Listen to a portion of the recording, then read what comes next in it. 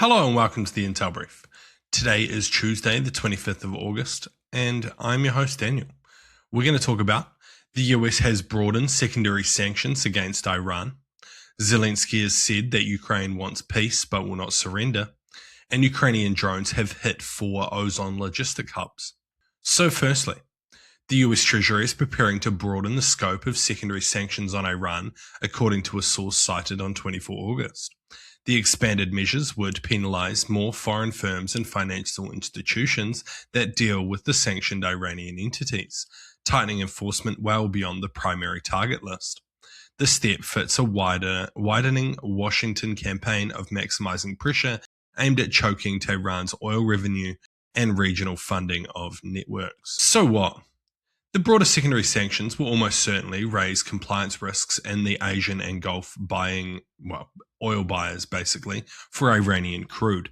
I think it'll also have flow-on effects into Western countries, having worked in the sanctions kind of business, looking at who is sanctioned.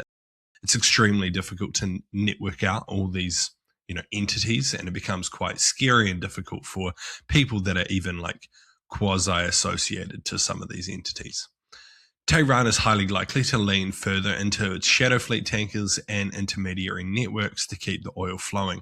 I think some countries, particularly China, won't really be bothered by this as they kind of brush off US sanctions just due to their size and power.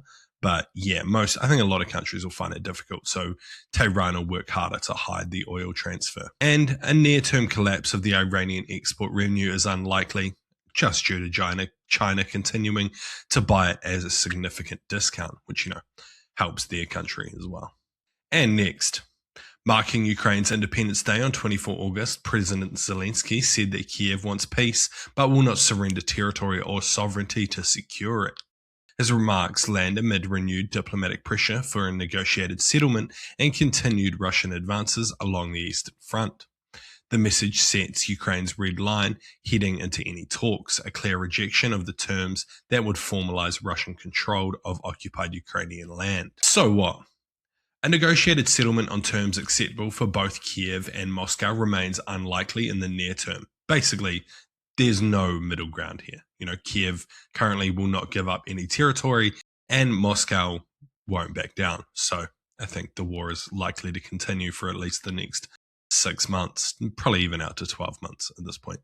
Zelensky is highly likely to face growing Western pressure to compromise on territory as the fighting drags on. Yeah, but Ukraine is starting to become a lot more self-reliant, which I think resists a bit of this pressure.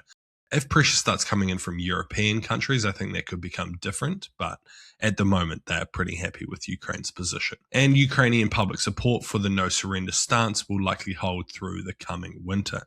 Yeah, that makes sense. And lastly, the Russian e-commerce giant Ozon said 4 of its logistics hubs were targeted by Ukrainian drones on 24 August, disrupting warehouse operations.